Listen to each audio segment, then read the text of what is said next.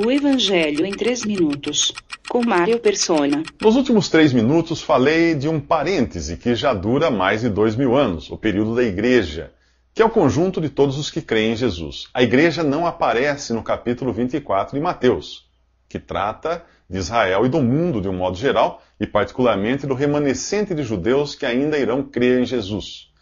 Esse parêntese começou com a formação da igreja no capítulo 2 de Atos dos Apóstolos, quando Deus deixou de tratar com Israel e passou a tratar com o conjunto dos que se convertem a Jesus, sejam eles judeus ou gentios. Esta é a igreja, ou o corpo de Cristo.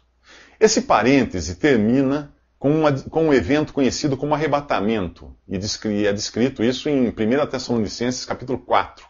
Ali Paulo diz que nós, os que estivermos vivos, os que ficarmos vivos até a vinda do Senhor, não precederemos os que dormem, isto é, aqueles que morreram na fé. Paulo se inclui entre os que ficariam até essa vinda do Senhor, esse arrebatamento, pois esse evento não tem data para acontecer. Tanto podia ter ocorrido nos dias do apóstolo, como pode ocorrer daqui a 100 anos. Porém, há indícios de que ele não vai levar 100 anos. Ainda que as profecias bíblicas tratem de Israel e não da igreja, pelo que escreveu o profeta Daniel e por outras passagens, nós sabemos que a vinda de Jesus para estabelecer o seu reino deveria ocorrer 7 anos após sua morte. Como o período da igreja é um parêntese, uma inserção que teve início após a morte de Jesus, estes 7 anos que faltam estão numa espécie de animação suspensa. O gatilho para o relógio profético voltar a funcionar é o arrebatamento da igreja. Imagine que você viaje para visitar um amigo que mora 7 quilômetros antes da fronteira com a Argentina.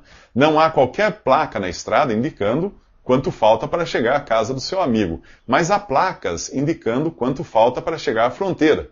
O capítulo 24 de Mateus e outras profecias são as placas ou sinais que indicam quanto falta para chegar à fronteira, para Cristo voltar em glória.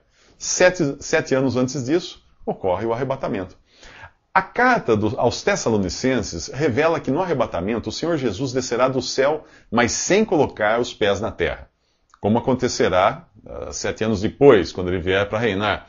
No arrebatamento, ele vem só até as nuvens, e os que morreram na fé ressuscitarão primeiro. Em seguida, os vivos que creem em Jesus terão seus corpos transformados e serão arrebatados para encontrar o Senhor nos ares. Nada disso será visto pelos incrédulos, como aconteceu com Jesus, que foi visto por mais de 500 discípulos depois de ressuscitado, mas por nenhum incrédulo. 2 classes de pessoas serão deixadas para trás nesse mundo, no arrebatamento. Os que ouviram o Evangelho e não creram em Jesus, incluindo aí os que creem só da boca para fora, e aqueles que nunca foram evangelizados. Os primeiros jamais terão outra chance, apesar de muitos continuarem frequentando seus templos e serviços religiosos. Do outro grupo, dos que nunca foram evangelizados, muitos se converterão a Jesus liderados por um remanescente de judeus convertidos e fiéis. É a eles que Jesus dirige o seu discurso do capítulo 24 de Mateus, ao qual nós voltaremos nos próximos 3 minutos. Visite www.3minutos.net.